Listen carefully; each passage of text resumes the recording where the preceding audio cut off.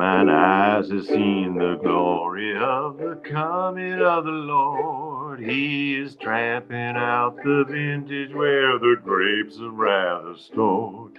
He has loosed the fate of lightning of his hiding on his home. His truth is marching on. Glory, glory, hallelujah. Glory, glory, hallelujah.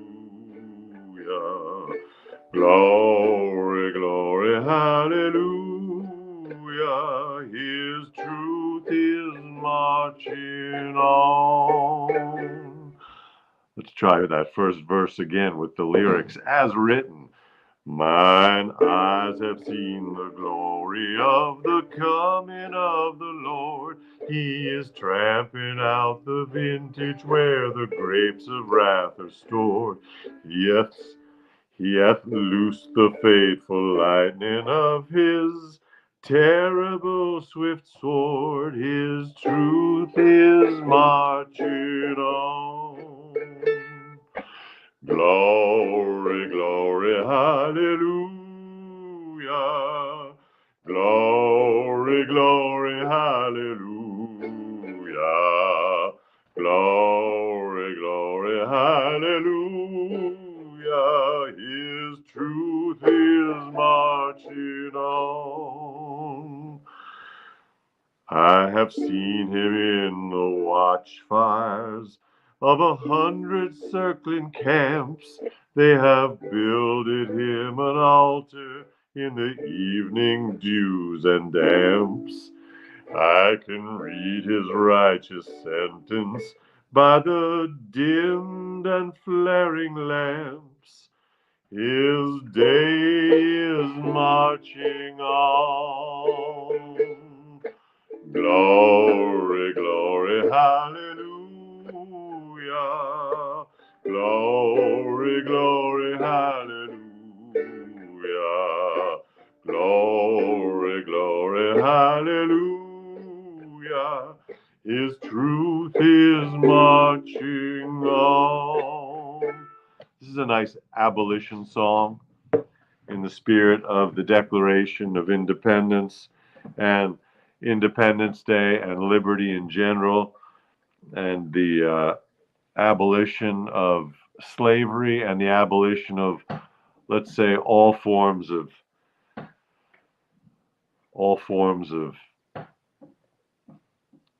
hatred and institutionalized degradation of other people. How about that? Okay, verse 3. He has sounded forth the trumpet that shall never call retreat. He is sifting out the hearts of men and women before his judgment seat. Oh, be swift, my soul, to answer him. Be jubilant, my feet. I thought it was going to say, be jubilant and sweet. But no, it's be jubilant, my feet. Be jubilant, my feet. Our God is marching on. Glory, glory, hallelujah.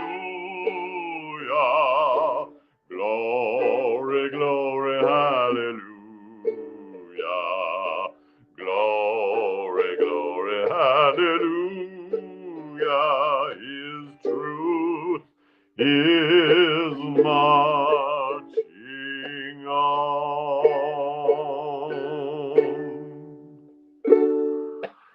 All right. Hello. Good evening. Welcome to the nosho. I am Ethan Hirschenfeld, as it says right there. This is the nosho. It happens every night at 9 p.m. on the East Coast, 6 p.m. on the West Coast, and 3 p.m. in Hawaii. Hello, Mary in Chicago. Hello, Richard. Hello, Nuro. Hello, Blue Lady. Hello, Mother. Hello, Dave in LA. What's up, man? Um, yeah. Hello, Kathy. Hello, Jill. Hello, Bella Lune. Nice to see everybody. Happy Independence Day. We're here So far, so good. It is the 248th birthday of our country.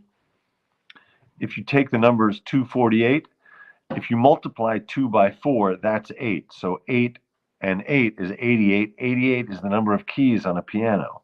Coincidence? I don't think so. Also, if you take 248, if you take the 2 and add it to the 8, that's 10. Subtract the 4, that's a 6. Then you have 2, 4, 6, 8. Those are all of the even numbers between 1 and 10, not inclusive. Coincidence? I don't think so. Also, if you take, no, I'm going to stop. This is just all nonsense. I am going to turn on a little more white noise because the fireworks just started, and we do not like fireworks, and we do not want the dogs to be upset. And I can see they're getting a little bit upset. So I am going to turn on the fan above the stove, and we will turn that on to create a little bit of a thing, a little bit of a hum. And then I will continue to sing. I know, Gordomont, it's not nice. We don't need to celebrate. We're not dolts and dullards. We don't need to celebrate in such a literal fashion. We don't have to literally blow things up in commemoration of, I don't know what the connection is. The connection would be that there was a war of independence, and the War of Independence involved explosions, and therefore we will commemorate the independence with the tool of war, which was the explosion. The explosion certainly wasn't the point. Independence was the point. So you don't want to celebrate the tool, you want to celebrate the achievement.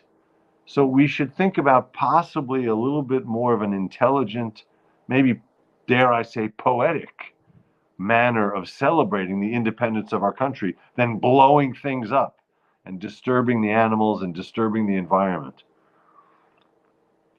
We should also think of a better way of celebrating than killing a lot of animals and putting them on a grill. Independence Day should include the notion of liberty for all living things, not just for people in this country, but the idea of liberty around the world, around the globe, around the universe, for all living things. And what is more antithetical to liberty than having your throat slit, being butchered, and being thrown on a grill? There's no liberty in that. There's no liberty for the animal, and I dare say there's no liberty for the person consuming the hamburger. You're not engendering liberty in yourself. You're not engendering health. You're not bringing, if you want to think of it as karma, if you want to think of it as vibes, it's bad vibes. The barbecue is not, it's not American. The hot dog is a symbol of suffering and garbage. The hot dog is the garbage of meat. I mean, I would argue that all meat is the garbage of meat. We shouldn't be eating meat. If you believe in God, He did not put creatures in our midst for us to kill and consume them. He put them there for us to delight in them, maybe to paint them, to walk with them, to scratch them under their chins and behind their ears. So knock it off with the barbecues.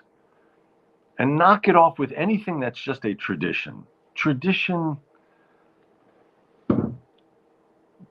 is, it's just a fancy way of saying, I'm doing it because someone else did it.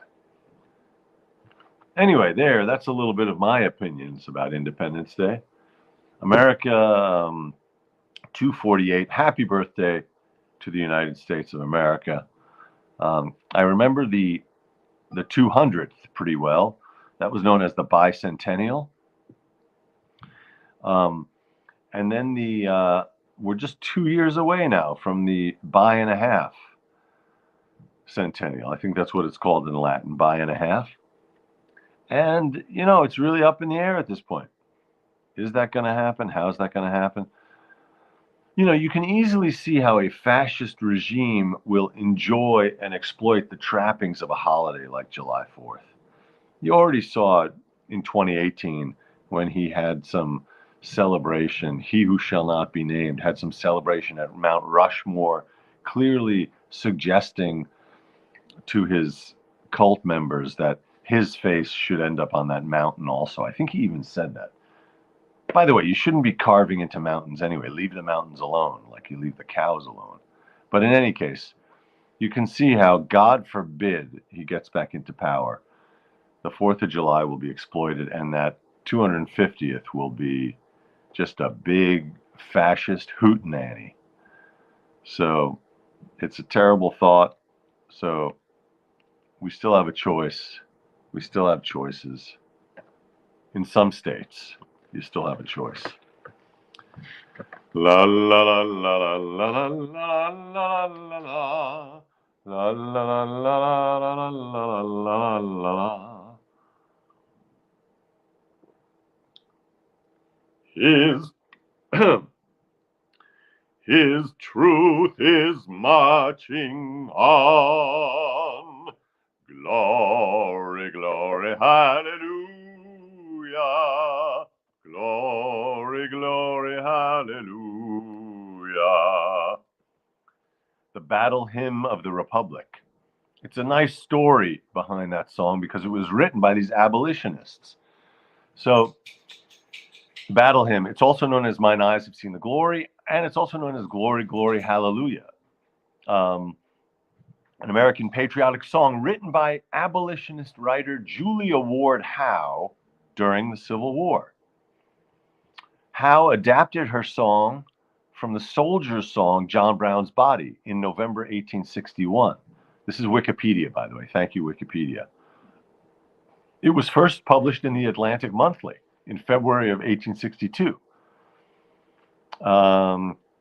In contrast to the lyrics of the soldier's song, her version links the Union cause, the anti-slavery cause, with God's vengeance at the day of judgment through allusions to the biblical passages of Isaiah 63, Revelation 19, and Revelation 14. Okay, here's what happens. Julia Ward Howe was married to Samuel Gridley Howe, a scholar in education of the blind. Both Samuel and Julia were active leaders in anti-slavery politics and strong supporters of the Union. Samuel was a member of the Secret Six, a boy band. No, it wasn't a boy band. It was the group who funded John Brown's work. The tune of Glory, Glory, Hallelujah came from a much older folk hymn called Say, Brothers, Will You Meet Us, also known as Glory, Hallelujah, which had developed in the oral hymn tradition of revivalist camp meetings in the late 1700s. In the first known version, Canaan's Happy Shore, it includes the verse, "Oh, brothers, will you meet me on Canaan's happy shore?"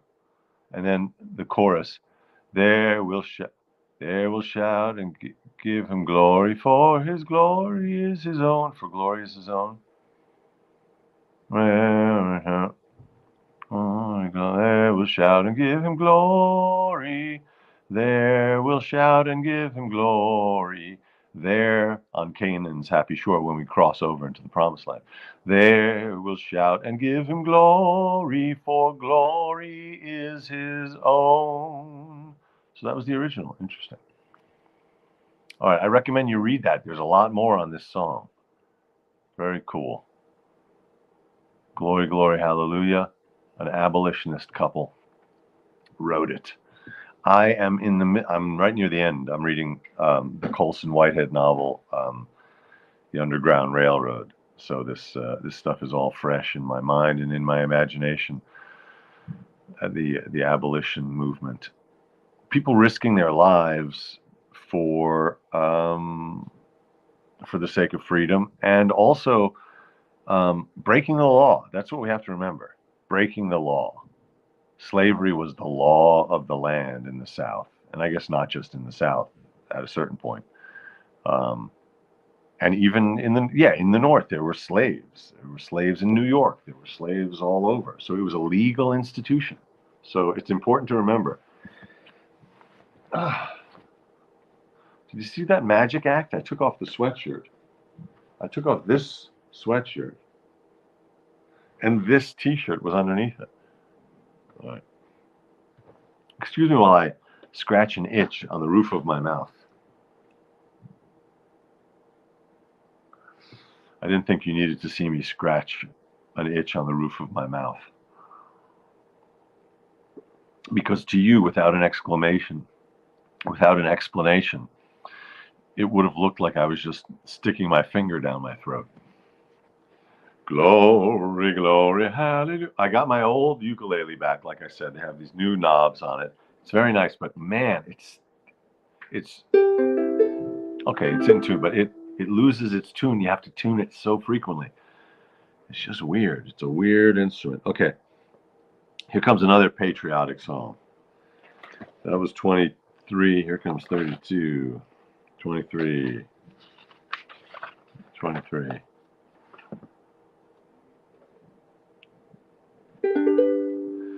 Oh, beautiful for spacious skies, for amber waves of grain, for purple mountain majesty above the fruited plain.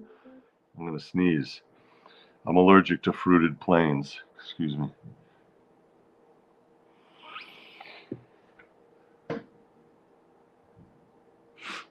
Oh, it was a false alarm. America,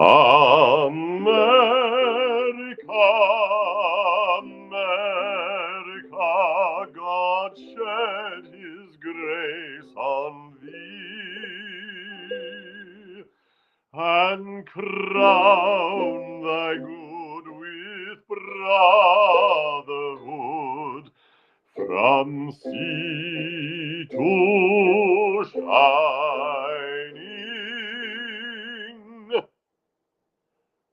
sea.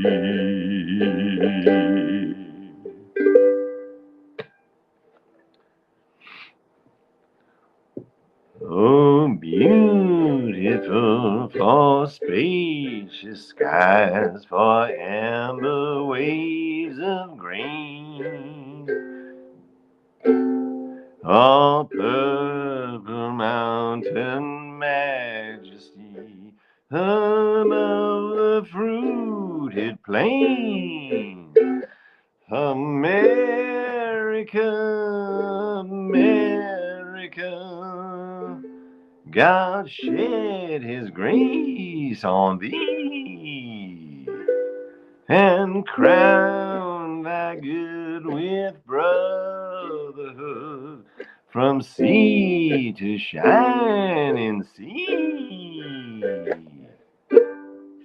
America the Beautiful. Yeah, that was my attempt at a Bob Dylan. The problem was, sea to shining sea. There's a little I gotta tune my Bob Dylan. I gotta do it in the right key. All right, that's America the Beautiful. I want to just tell you a little bit about that song. I think that's an even older song. America the Beautiful. America the Beautiful.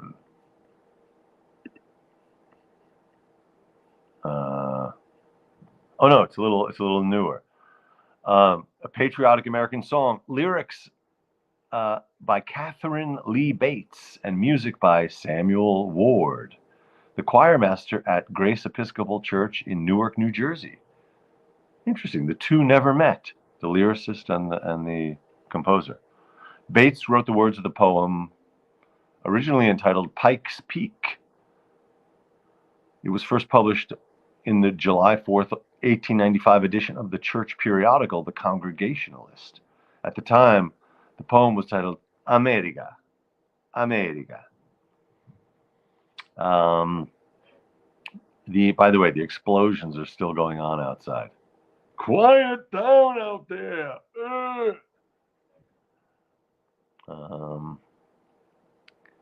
In 1893, Bates was an English professor at Wellesley College. At the age of 33, she had taken a trip to Colorado Springs to teach at Colorado College.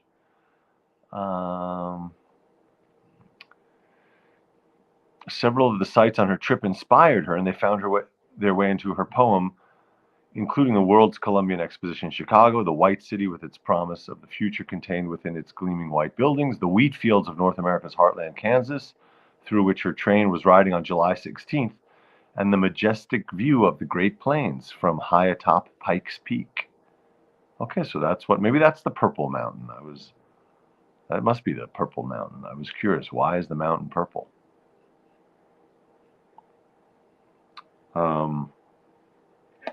Wait, hold on, I gotta just look at this for a second.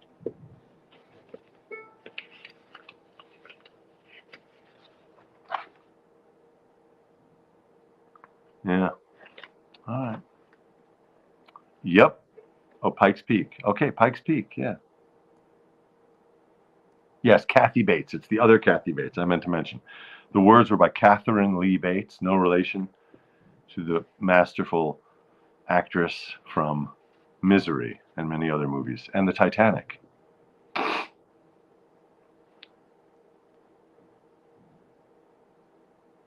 All right, well, what the hell? It's the 4th of July. Here comes another one.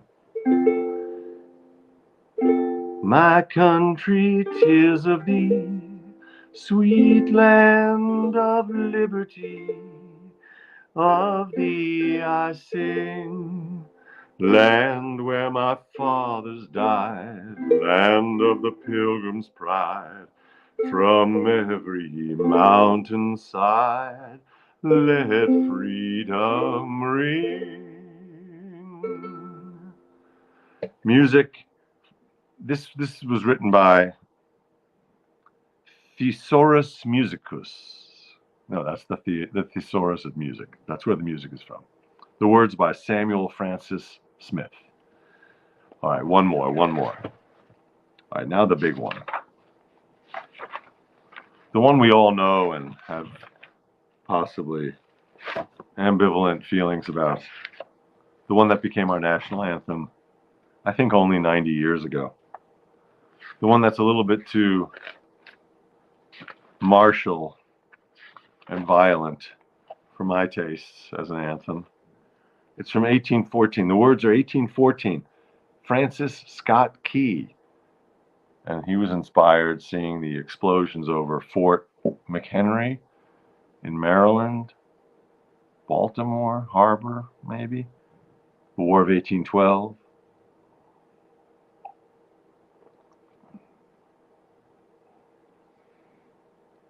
I never was much of a student of history because they say those who forget history are doomed to repeat it. So I was interested in repeating. It sounds like time travel to me. So I figure by not studying it, you're increasing your chances of time travel. Maybe I misunderstood that saying.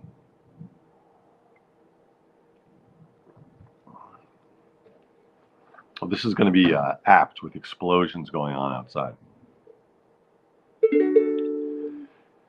Oh, say, can you see by the dawn's early light what so proudly we hailed at the twilight's last gleaming, whose broad stripes and bright stars through the perilous fight o'er the ramparts we watched were so gallantly streaming, and the rocket's red glare, the bombs bursting in air, gave proof through the night that our flag was still there. Oh, say does that star-spangled banner yet wave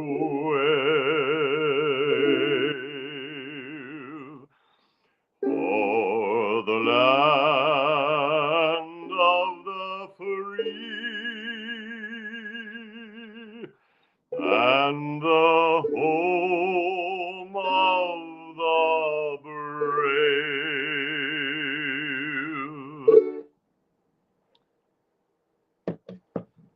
there's that. I hope you were all kneeling during that. I mean standing. I mean lying down. My point is, whatever posture, whatever asana, I hope you were all in the tree pose or in the flagpole pose during that. The Star-Spangled Banner. This has a really, this has an interesting history also. The lyrics come from the defense of Fort McHenry. Fort McHenry, but spelled with an apostrophe.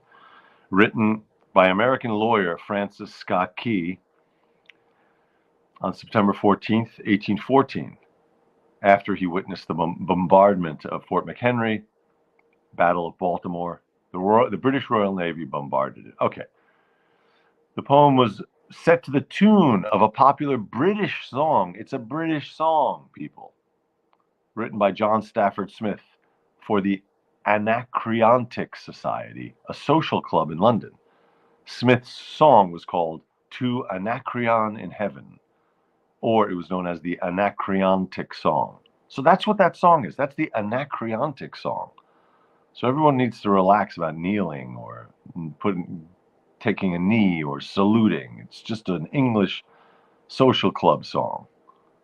Relax. All right. It was first recognized for official use by the U.S. Navy in 1889. Ironic, since it's a song about the British Navy. Anyway.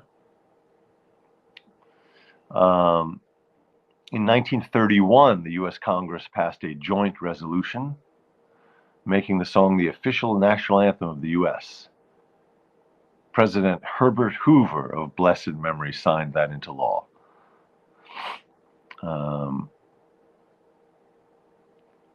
It has become controversial in the U.S. since the 1990s due to perceived racism in the anthem's lyrics. Yeah. Wow, wow, wow. Yeah, because there's five verses, and we really only sing that first one.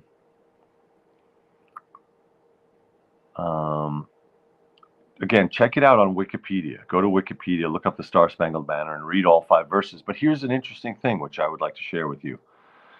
In 1861, the poet, so this is 50 years later, after the thing was written, the poet Oliver Wendell Holmes Sr. penned an unofficial 5th verse during the beginning of the American Civil War. So Oliver Wendell Holmes came up with a fifth stanza, looking hopefully at the emancipation of slaves. So we started the show with an emancipation tune, an abolition tune, the Battle Hymn of the Republic, and here's the Oliver Wendell Holmes abolitionist, emancipationist stanza of the Star-Spangled Banner. When our land is illumined with liberty's smile, if a foe from within strikes a blow at her glory, down, down with the traitor who dares to defile the flag of her stars and the page of her story. So it's anti-traitor, anti-Confederacy, anti-fascist, I would say. By the millions unchained, when our birthright was gained, we will keep her bright blazon forever unstained, and the Star-Spangled Banner in triumph shall wave, while the land of the free is the home of the brave.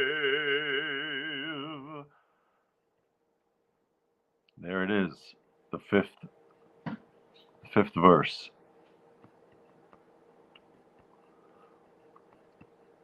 You know, I honestly never knew, and to this moment I do not know.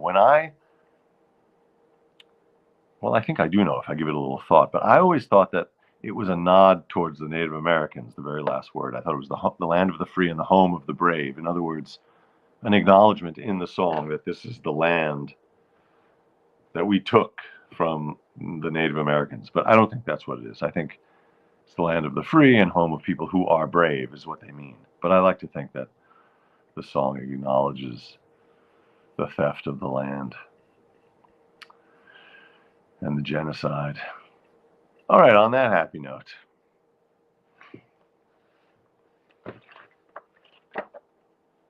Happy 248th America. America. Oh, let me read some comments before I go. Play ball. Yes, I was thinking the same thing. Like a third world country. Okay, I don't know about that phrase. I'd like to retire that phrase. It's that phrase is pretty racist. At the very least, it's very ethnocentric and arrogant. I'm not saying you are. I'm just saying the phrase is. It needs to be retired. Oh, you have a dog on top of you. That's great.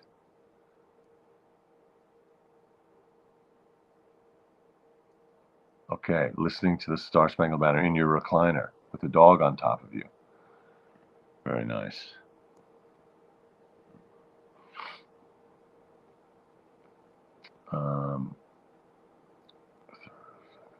Yeah, that last verse, I like it too. All right, everybody. Here we go.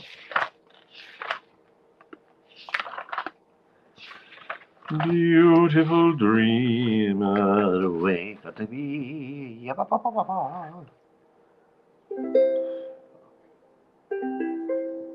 I'll be here at 9 always, every night at 9 always. When the things you've planned need a helping hand, I will understand always, always. I'll be here at 9 always, every night at 9 always, not just for an hour. There's that F minor 6. Not just for a day, not just for a year, but always, well, just for a half hour.